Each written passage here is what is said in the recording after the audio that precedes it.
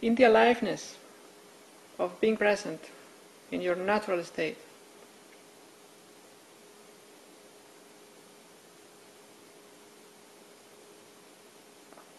The artificiality and falseness of the conceptual activity is seen. Its impotence, its powerlessness, its alienation from the unsayable truth. It's seen.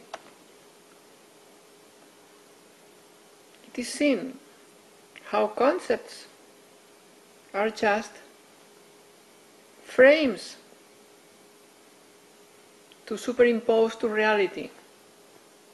You see? If you use this frame, the frame of this painting here, you see reality through that frame. But is reality contained there? No. You can use any kind of frame. You can use an outline of a cat, and you see a cat. You can use an outline of a star, and you see a star. You see? These molds that the kids use in the beach, with sand, metal molds like a star, like a sun, like an animal, a rabbit, whatever. They fill the mold with sand, then took out the mold, and you see the rabbit, you see the star, whatever. Well, that's what we do. That's concepts do. Reality is beyond explanation, beyond definition.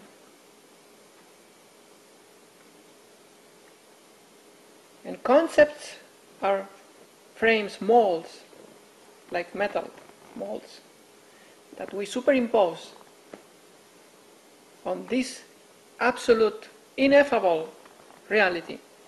So we see those things, so we see a second generation, second hand, already false unreality, subreality, second category reality. You see? Because it's already an interpretation. It's not it.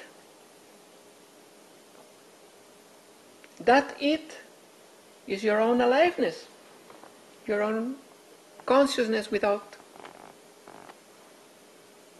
any word about it.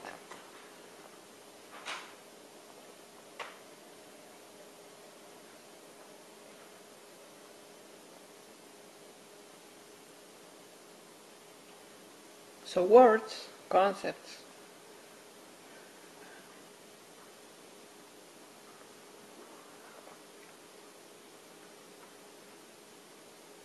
project forms and limits over, on top of infinite reality. And then the consciousness that is submitted to that activity of the intellect believes those forms, those limits are reality. Belief, consciousness, believes that those explanations, those descriptions, those representations are that reality itself, the reality itself. That's the delusion that consciousness has submitted to the conceptual activity of intellect. But when consciousness recognizes itself and rests on itself,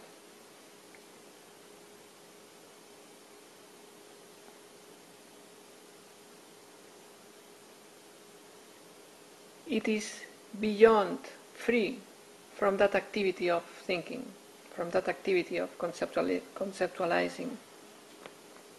So it experiences itself, which is truth, in raw mold, without adulteration, then it knows what is true. Itself is truth. Itself is true. Both truth and truth. So it recognizes that, and so it sees, oh, without thinking, it sees how intellect just created a second class, second category reality. A false layer. And it is automatically freed, disentangled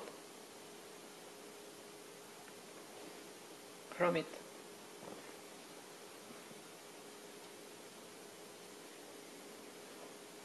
Released from it.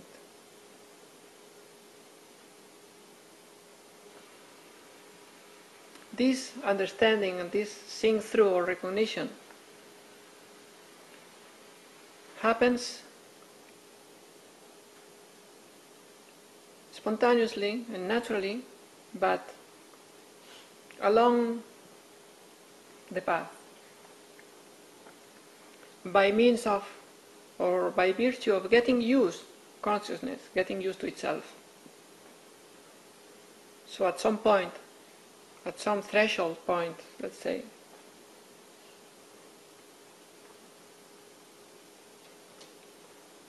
it realizes what truth is in itself, raw, unadulterated, and what adulteration, representation, falsification is. So at that point, because of that seeing or that recognition, the activity of mind, the clinging to conceptuality drops.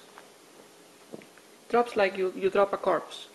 You're finally aware of what I'm doing, dragging this corpse or dragging these letters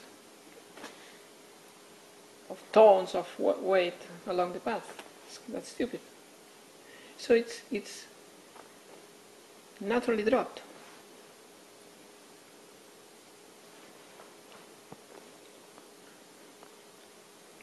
And that is a very important turning point.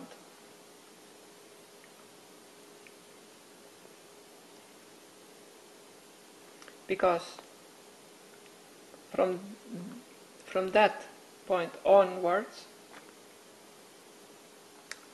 there's no more getting fooled by the mind. There's no more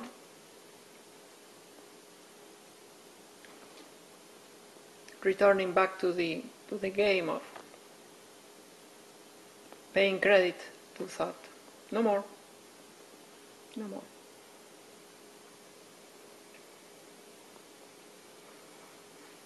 So then you travel light, very light.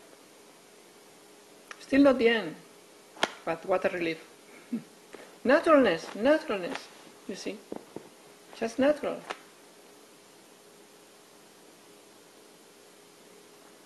Still the stuff comes up.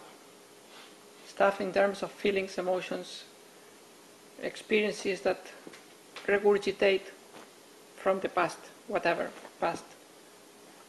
Of course. But then they are not processed through the intellect. Not anymore. They are processed by the flame of consciousness. Intelligence that takes care, absolutely. Sees and, and whatever the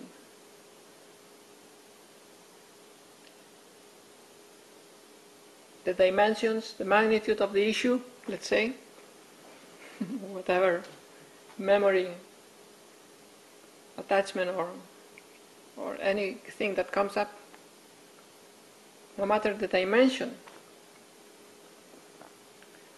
consciousness is taking care. Consciousness is taking care. That does not mean that it's instantaneously